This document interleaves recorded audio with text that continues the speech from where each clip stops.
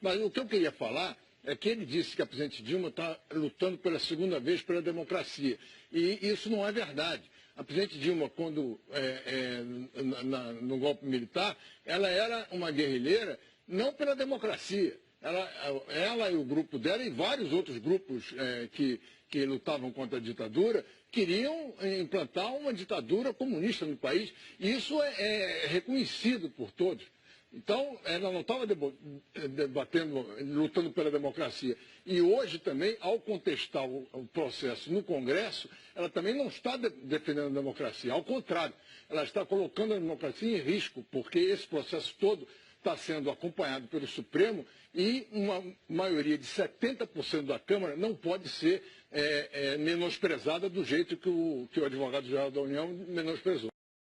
Naquela época tal. Então, a grande questão, e essa é uma construção que eu ouço falar sistemática, que está no livro didático, que já ficou vitoriosa, de que a luta armada levou a democracia. Isso é uma falácia. Eu faço questão, porque eu escrevi vários artigos, isso está no meu livro também, porque nenhum grupo de luta armada defendia a democracia. Não há uma vez a palavra democracia. Se você pegar o livro Imagens da Revolução, do Daniel Arão e do Jair Ferreira de Sá, lá tem quase todos os documentos, você procura, você não acha um que tenha a palavra democracia.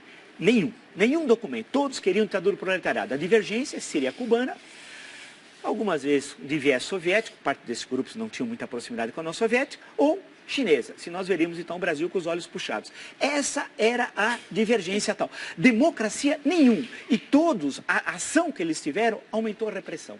Estimularam as ações dos porões e tal. A construção, a luta pela democracia não foi feita por esses que se dizem vencedores. Esses são os derrotados. Os vencedores foram os parlamentares do MDB, que ninguém fala. A luta heróica de vereadores, deputados estaduais, federais, senadores. E eu no meu livro resgato dois só.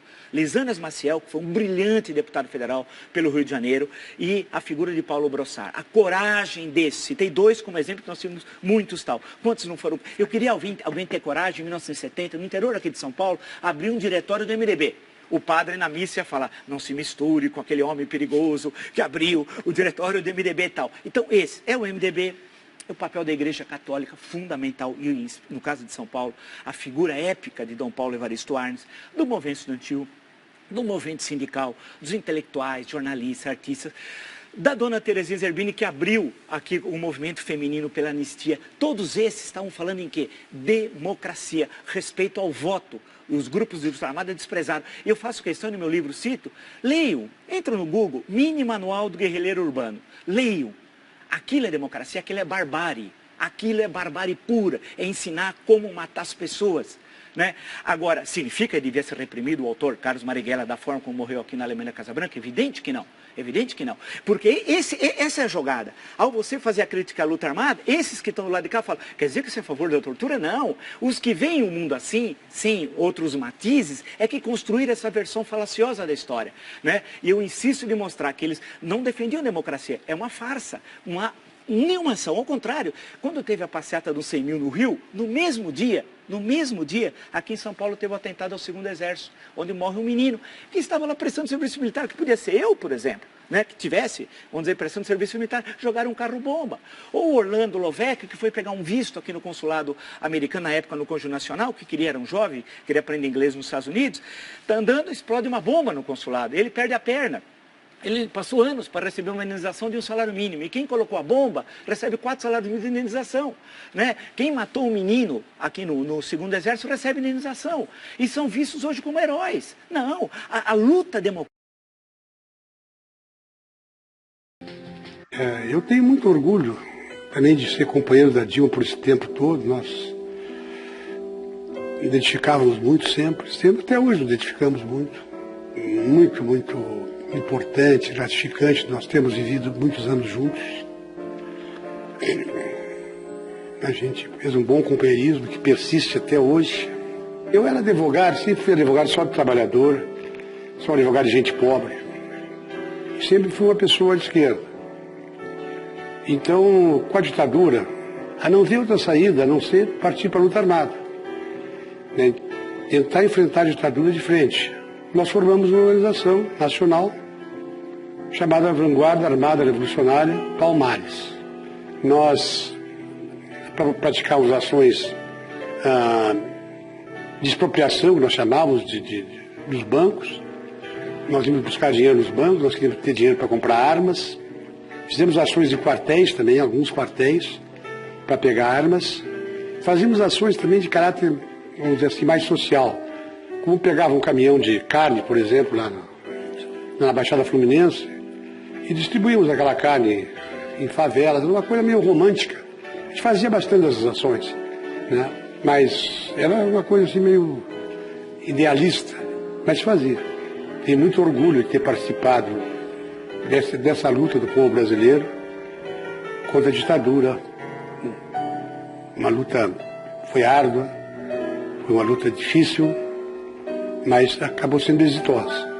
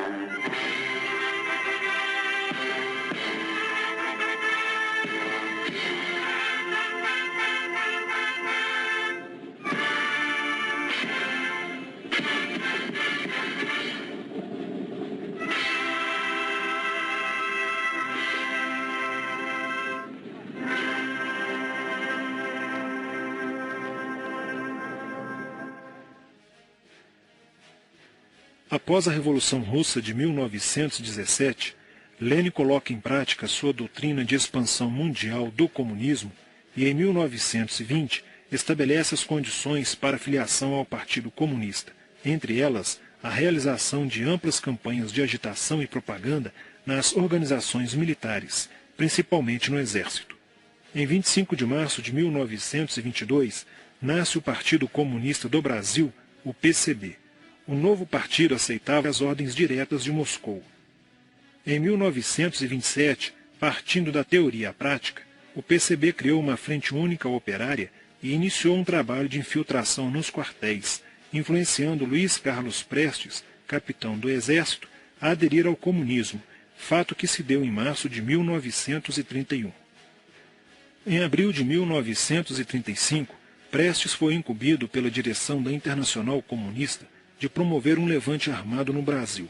O movimento tinha por objetivo derrubar o presidente Getúlio Vargas e tomar o poder. Liderados pela Aliança Nacional Libertadora, militares inclinados ao comunismo iniciaram a rebelião no dia 23 de novembro de 1935, dentro dos quartéis em várias partes do país. Mas devido à falta de organização dos ataques e à ausência do apoio popular, o exército derrotou os comunistas e evitou o golpe de Estado. Em seguida, Prestes é preso e perde a patente de capitão. Com o advento da Segunda Guerra Mundial e a invasão da Rússia pelos nazistas, a política exterior soviética muda e Stalin tenta ganhar o apoio das democracias ocidentais. O PCB redireciona sua política seguindo disciplinadamente a orientação de Moscou e apoia Getúlio Vargas. Após o final da Segunda Guerra Mundial, o PCB reinicia a agitação das massas populares e tenta desestabilizar o governo Dutra através de uma política conspirativa. Durante toda a década de 50, Moscou, através de suas redes apoiadas pelos partidos comunistas no mundo inteiro, tentava desestabilizar as democracias ocidentais. Como consequência, nessa época, em muitas universidades ocidentais, predominava uma visão social esquerdista, sendo que grande parte do terceiro mundo aclamava o modelo soviético como a estrada para a justiça social, Muitos intelectuais se declaravam marxistas. Assim, a conjuntura era altamente favorável ao comunismo, o que provocou sua expansão dramática até o final da década de 50, com a vitória da Revolução Cubana. Isso fez o PCB defender com mais intensidade a luta armada como a única solução viável e progressista dos problemas brasileiros. A União Soviética, destinada a aumentar o seu campo de influência no continente americano, despertou interesse pelo Brasil, um país de dimensões imensas, fronteiriço com quase todos os países da América do Sul, país estratégico no cenário mundial que poderia pender o fiel da balança para o lado comunista. Nos primeiros anos da década de 60, o Brasil passou a viver período de crescente instabilidade política, militar e institucional. Em 1961, Luiz Carlos Prestes encontrou-se com Nikita Khrushchev em Moscou para planejar a Revolução Agrária no Brasil. Neste mesmo ano, no governo de Jânio Quadros, o Partido Comunista Brasileiro enviou a Cuba, com apoio de Fidel Castro, dezenas de brasileiros para o treinamento político-militar, visando a preparação de quadros revolucionários para desencadear ações de guerrilha rural e urbana no Brasil. Os chineses também colaboraram para a tentativa de implantação do comunismo no Brasil, recebendo na Academia Militar de Pequim, em 1962, um primeiro contingente de brasileiros, visando a formação de quadros guerrilheiros para o movimento que viria a ser implantado na região do Araguaia. No nordeste do Brasil, Francisco Julião organizava as ligas camponesas, com militantes treinados em Cuba. O apoio cubano concretizou-se no fornecimento de armas e dinheiro, além da compra de fazendas em Goiás, Acre, Bahia e Pernambuco, para funcionar como campos de treinamento. No dia 4 de dezembro de 1962, o jornal O Estado de São Paulo noticiou a descoberta e o desbaratamento de um campo de treinamento de guerrilha no estado de Goiás, em uma das 3 fazendas pertencentes às ligas camponesas. Enquanto isso, Goulart governava o país de uma forma pendular. Ora pendia para o lado dos comunistas, ora para o lado dos conservadores. Em setembro de 1963, tudo indicava que o país caminhava para uma revolução de esquerda, principalmente com João Goulart apoiando a sindicalização de sargentos, promovendo a quebra da hierarquia e da disciplina nas Forças Armadas. Em 4 de outubro de 1963, Goulart solicita o estado de sítio ao Congresso Nacional, pelo prazo de 30 dias. A manobra foi repelida pelo Congresso e João Goulart passou a conduzir ações no sentido de implementar o projeto golpista que desaguaria em um regime totalitário de esquerda. Insuflado e orientado por seu cunhado Leonel Brizola, pregava a necessidade de reformas de base e a implantação de uma república sindicalista.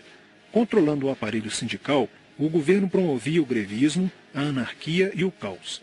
O país passou a viver dias de intranquilidade, estagnação econômica e inflação descontrolada. Em meio à crescente radicalização do ambiente político, Leonel Brizola era a liderança que unificou as esquerdas na frente de mobilização popular, criando o grupo dos 11 companheiros para tomar o poder pela luta armada. Segundo Brizola, o grupo dos 11 seria a vanguarda avançada do movimento revolucionário, a exemplo da Guarda Vermelha da Revolução Socialista de 1917 na União Soviética. Alheio às críticas que lhe endereçavam militares e oposição civil, João Goulart e o PCB mantinham entendimentos constantes. No dia 13 de março de 1964, um comício realizado na Praça Central do Brasil, no Rio de Janeiro, ficou conhecido como a Comissão das Reformas. Mais de 100 mil pessoas participaram, pedindo a legalização do PCB e a entrega de armas ao povo para a luta armada. No palanque estavam João Goulart, Miguel Arraes e Leonel Brizola.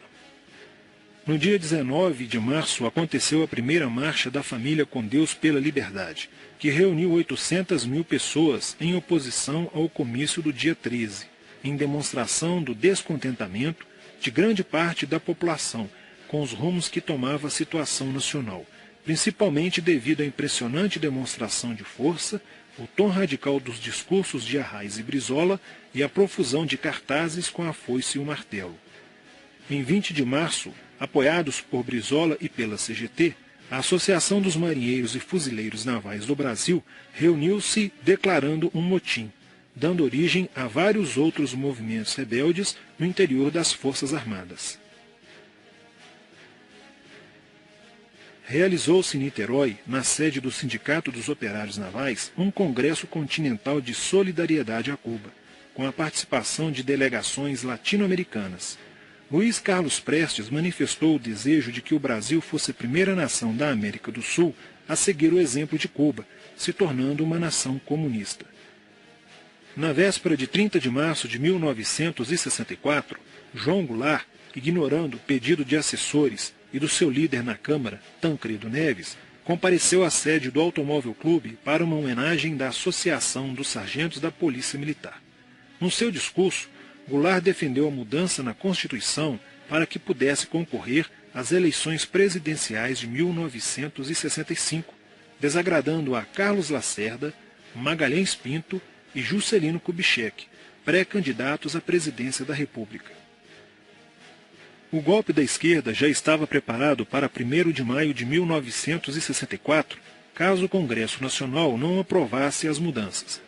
A imprensa brasileira, bem como importantes setores da Igreja Católica, do meio empresarial e a maior parte do Congresso Nacional, exigiam ações das Forças Armadas para conterem os comunistas no Brasil.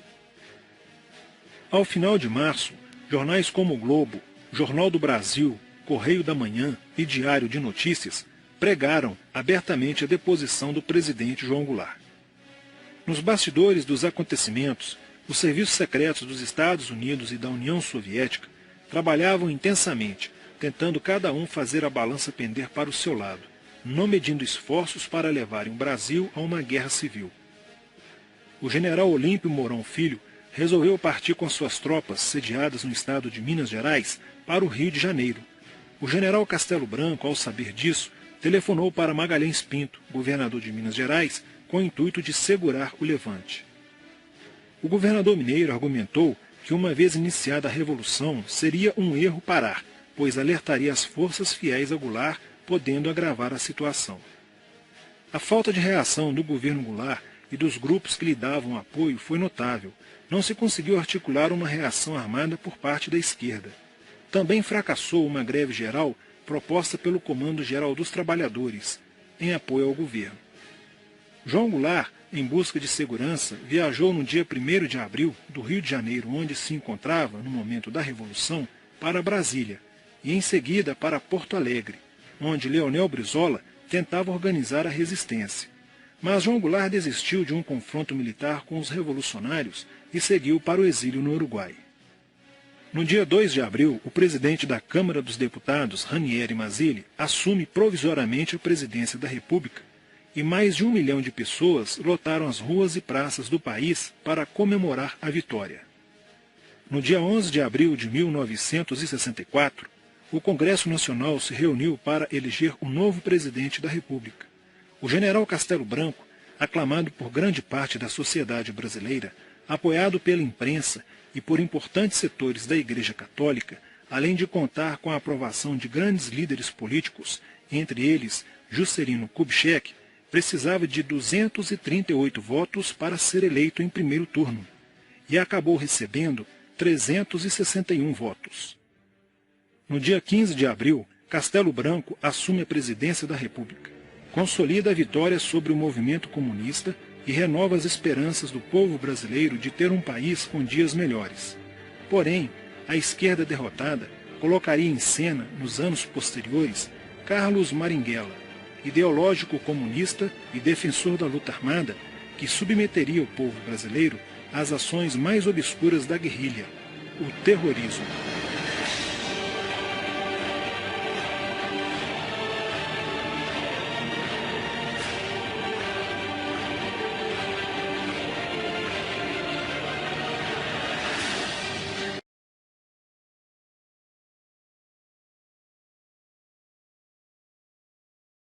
Terroristas que pretendiam promover uma revolução socialista no Brasil nos moldes do regime implantado em Cuba.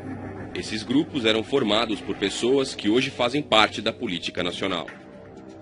Entre eles, Dilma Havana Rousseff, integrante das organizações guerrilheiras Polop, Colina e VAR Palmares. Julho de 1968. Major Edward é assassinado com 10 tiros pelo Comando de Libertação Nacional, após ser confundido com o captor de Che Guevara. Julho de 1968. Dilma Rousseff era uma das líderes mais ativas do Comando de Libertação Nacional. Qual o grau de envolvimento de Dilma nesse crime? A imprensa buscou obter essa informação, mas por determinação do Superior Tribunal Militar, o processo de Dilma, que antes era público, foi separado dos demais e trancado num cofre. Agora, véspera da eleição, o Brasil tem o direito de saber qual a participação de Dilma nesse e nos demais crimes de roubo, sequestro e assassinato. Não é possível que os brasileiros votem sem saber toda a verdade. Ataque terrorista no Brasil. São Paulo, terça-feira, 26 de junho de 1968. Um grupo de terroristas explode uma caminhoneta no QG do Exército em São Paulo. O bando utilizou 3 veículos, a caminhoneta, e mais 2 Fuscas. Dilma Rousseff foi a mentora do ataque e ficou dentro do segundo Fusca, não saiu. No ataque morreu o jovem Mário Cosel Filho. O atentado deixou diversos feridos e causou muito terror na cidade de São Paulo e no Brasil. O grupo de Dilma Rousseff queria derrubar o governo militar para implantar a ditadura dos marginais. E julgava que era preciso sair cometendo atos de terrorismo pelo país. Assaltou, roubou, sequestrou, matou. Cometeram toda a espécie de crime que você possa imaginar. Meu treinamento foi na Floresta da Tijuca. O João Lopes Salgado, que é ex-militar, treinou todo mundo. Pegou umas balas de INA, era a metralhadora que a gente usava, do Exército. A gente roubava nas guaritas, aqui no Leblon, entendeu? Bom, nós temos que fazer uma ação de propaganda armada que mobilize o povo, mostrar que é viável tomar em armas, desmoralizar um governo, era o triunvirato, acabado o tratamento, fui para Cuba. Não sei quanto tempo, fiquei o treinamento todo e fiquei esperando lá o passaporte falso da organização para poder sair de Cuba. Aí acabou chegando o passaporte falso em Praga, eu fui para Praga, troquei o passaporte cubano e peguei o brasileiro falso. Meus amigos eram todos comunistas, né? A gente botava para quebrar o movimento social de tomada do poder, é isso que nós queríamos, e transformação daquilo em socialismo. E que nós não éramos exatamente contra a ditadura, nós éramos contra a ditadura militar burguesa, mas nós éramos a favor da ditadura do proletariado. Isso ninguém diz, mas tem que dizer, faz parte da nossa história. Nós éramos bem esquerdistas dentro da organização, nós éramos bem esquerdistas. Eu, especificamente, tive uma participação armada.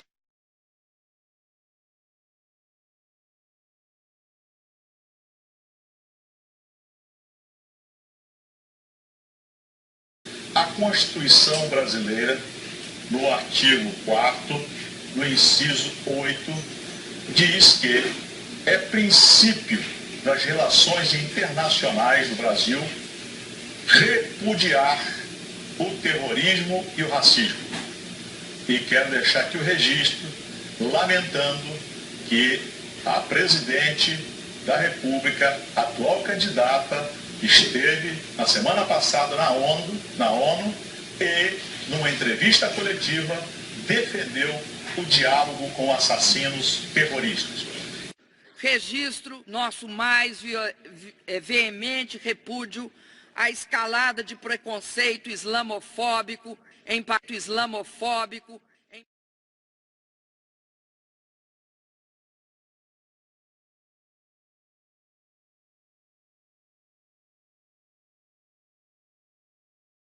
Depois da sua explanação, vamos passar a palavra ao Carlos Araújo para que ele possa dialogar com o senhor. Carlos Araújo. Olha, deputado Bolsonaro, eu tenho a dizer o seguinte.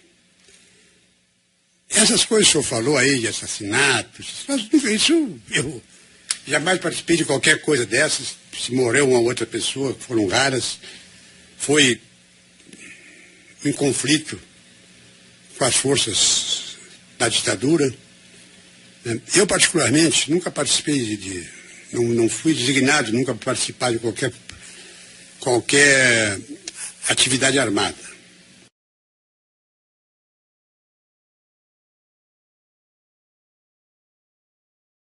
A não ter outra saída, a não ser partir para a luta armada. Né? Tentar enfrentar a ditadura de frente. Nós formamos uma organização nacional chamada Vanguarda Armada Revolucionária Palmares. Nós praticamos ações de expropriação, que nós chamávamos dos bancos. Nós íamos buscar dinheiro nos bancos, nós queríamos ter dinheiro para comprar armas. Fizemos ações de quartéis também, alguns quartéis, para pegar armas. Por favor, senhor Carlos Araújo, o senhor disse, no final da novela Amor e Revolução, num daqueles capítulos, que o senhor roubava caminhões, junto com Dilma Rousseff, roubava caminhões de carga na Baixada Fluminense. Eu pergunto, houve algum latrocínio? Por favor, pode responder. Qual a palavra, o senhor? Olha aqui, leia os processos que eu tive, que a Dilma... Feitos pelos seus colegas. Vai ver se tem isso aí. Isso é uma invenção do senhor. O senhor está dizendo uma mentira. O senhor está mentindo. Eu estou mentindo? Não merece, mentiroso do senhor, não merece mínimo crédito. Ele está dizendo uma mentira. Nunca ouvi isso aí, nunca, em momento nenhum. Nós praticamos ações de expropriação, que nós chamávamos dos bancos. Nós íamos buscar dinheiro nos bancos, nós queríamos ter dinheiro para comprar armas. Fizemos ações de quartéis também, alguns quartéis, para pegar armas.